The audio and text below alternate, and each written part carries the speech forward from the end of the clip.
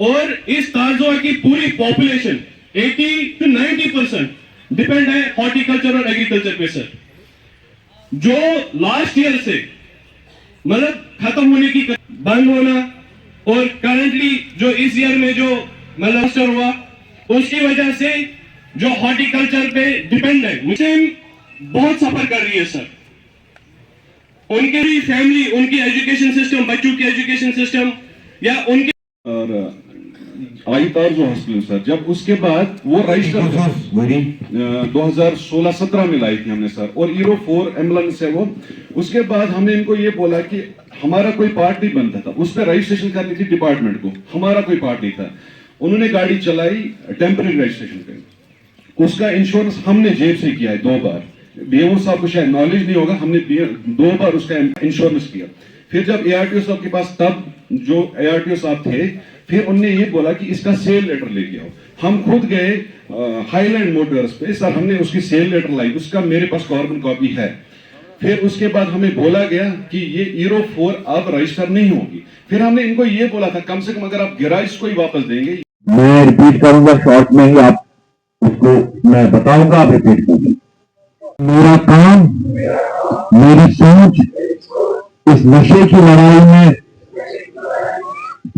इंतजामिया के साथ शाना भी शाना मैं अहद करता हूं कि मैं अपने घर को, अपने मोहल्ले को दिवस होता था उसके लिए यहाँ पे जमा हुए थे, और जितने भी उन्होंने सजेशंस दी कि कैसे हम तारजू की, चाहे बेसिक वेलफेयर रिलेटेड, चाहे इंफ्रास्ट्रक्चर रिलेटेड, या चाहे खूबसूरती और सैनिटेशन को लेके कैसे तारजू का जो मुकाम है उसको और आगे ले जाए, तो डिटेल में डिस्कशन हुआ और काफी वेल ऑर्गेनाइज्ड तरीके से उन्होंने अपनी बात सामने रखी।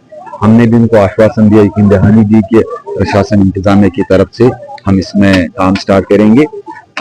इसके साथ साथ जो यहाँ का यूथ है खासकर, वो काफी स्पोर्ट्स एक्टिविटी में काफी आगे है, तो उनका भी मैंने जो पूरी बात सुनी कि किस तरह वो नशा मुक्त जेएंड के अभियान में आगे हैं, और किस तरीके से यहाँ का जो स्पोर्ट्स इंफ्रास्ट्रक्चर है, चाहे यहाँ का शेखुल आलम ग्राउंड या दूसरा जो उन्होंने 1-2 ग्राउंड की और की डिमांड रखी है जहाँ पे उसको और कैसे उनको अच्छा कर सकते हैं, उसमें भी डिस्कशन हुआ। साथ में ही उन्होंने एक डेवलपमेंट के लिए एक तारजू डेवलपमेंट फोरम जो यहाँ के बाशिंदे उन्होंने बनाया है, उन्होंने भी अपनी बात सामने रखी। तो मेरी मुबारकबाद सबको, और मेरी यकीन दहानी भी सबको कि हम इस पे काम करेंगे और उनके जितने भी सजेस्ट थे इस प्लान में कोशिश करेंगे पूरा करने।